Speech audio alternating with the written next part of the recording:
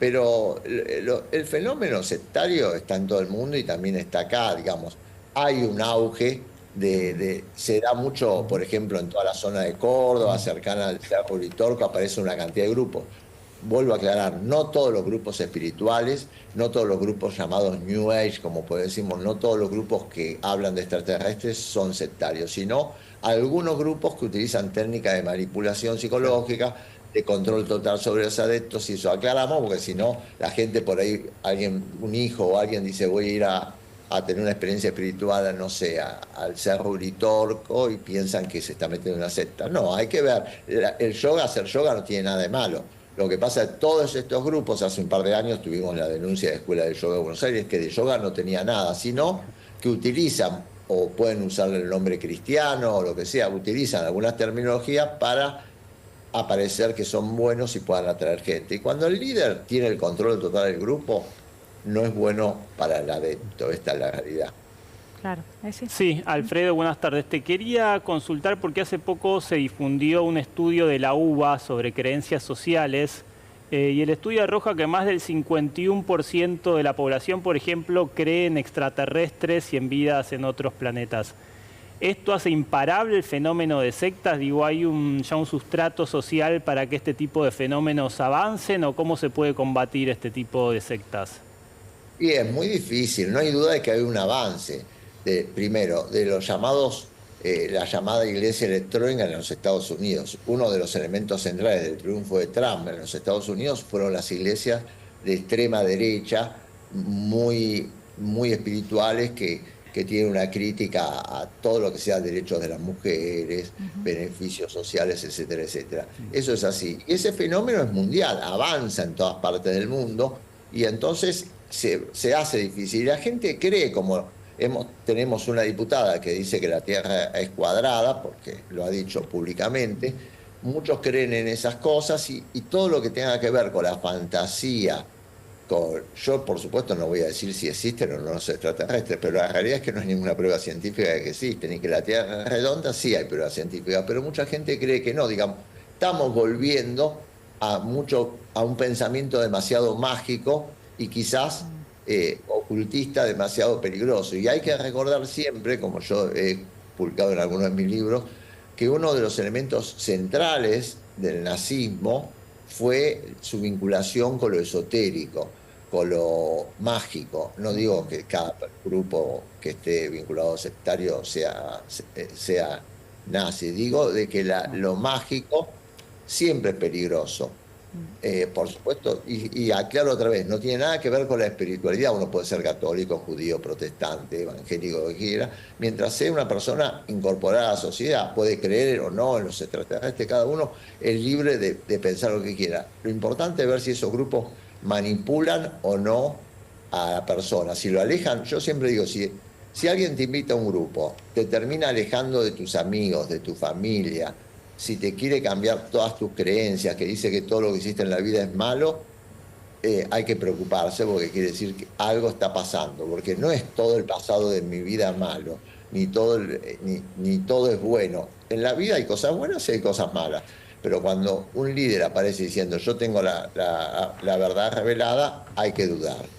Es muy cierto, Alfredo, lo que dice respecto de lo que sucede en los Estados Unidos, ¿no?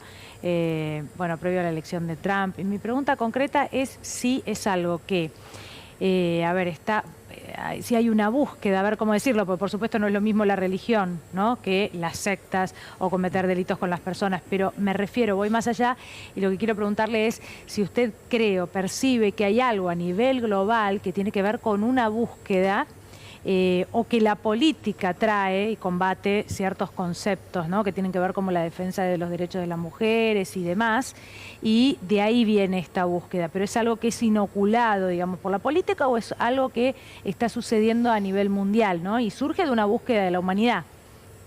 ¿Se entiende la diferencia? Sí, por supuesto. Siempre hubo una búsqueda de lo espiritual. En el ser humano siempre hay una búsqueda. En los años 60 lo hicieron a través de los grupos orientales, fue el auge, no sé, los Sí, Alecrim, sí. todos estos grupos y todo eso. En los 70 fue más la cosa de la New Age y todo eso, y después hubo también otro auge hacia el 2000, cuando muchos planteaban que venía el fin del mundo. Lo espiritual Sí, siempre está en la búsqueda del ser humano en todo sí. momento. El Pero mi problema pregunta es es si ahora se potenció. yo creo que sí que se ha potenciado. ¿Por qué? Porque todo este fenómeno de la nueva derecha, que uno ve en Europa y ve en los Estados Unidos y ve acá en la Argentina, tiene mucho que ver con lo irracional, con lo individual, donde Claro. uno se puede salvar mágicamente, y la realidad, y que rompe con todo ese concepto que uno podía tener de lo solidario, de los derechos de las personas, de la unificación, de que el héroe como no es un héroe individual, el héroe siempre es colectivo y que los cambios de las sociedades son colectivos. Se nota que soy peronista, pero es que es así.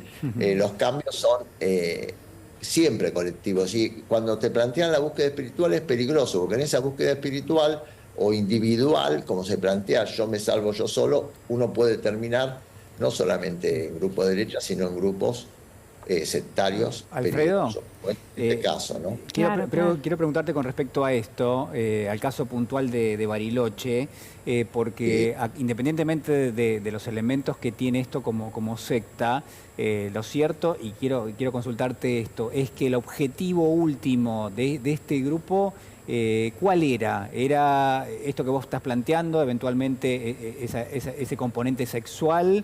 ¿O había otro objetivo detrás? No sé, imagino, porque estamos hablando de una organización criminal finalmente. Siempre es plata y poder.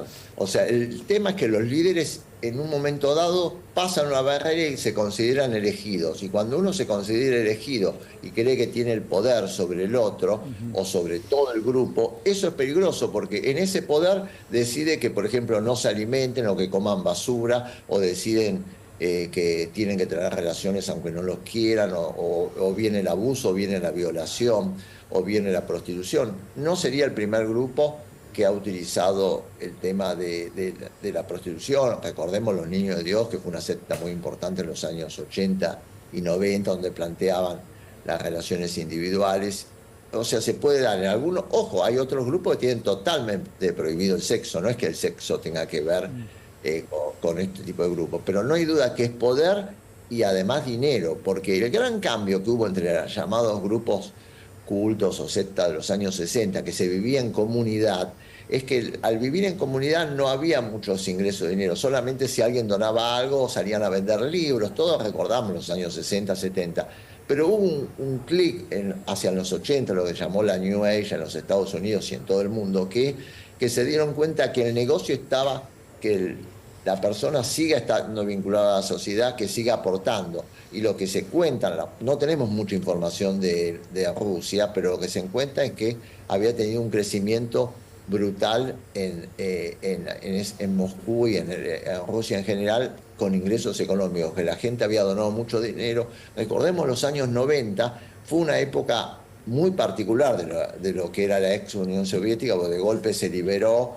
y aparecieron grandes empresarios, que negocios de acá, venía plata de afuera, todo en negro, nadie sabía muy bien qué era, y se dio este fenómeno. Seguramente este personaje, que no lo conocemos en detalle, que tenía un origen militar, bueno, hizo un gran negocio. Él y los que lo siguen, como siempre, no es que sea una sola persona, pero no hay duda de que era el líder, que ahora estaba muy golpeado, que había estado en prisión muchos años en Rusia. En Rusia fueron prohibidos en el 2014, o sea, se le había cortado mucho el poder que había tenido. Y yo creo que acá estaba buscando si se podían instalar y eso, pero no tanto como se pensó en un principio, que podía dedicarse a las tratas y eso. Puede existir que hubiera trata, pero él, yo creo que estaba con su séquito de 10, 12 mujeres, no sé si había algún hombre, no lo sabemos muy bien, que son los que lo atienden, lo sirven, y yo creo que estaba pensando en cómo poder entrar y hacer negocios a la Argentina, más allá de captar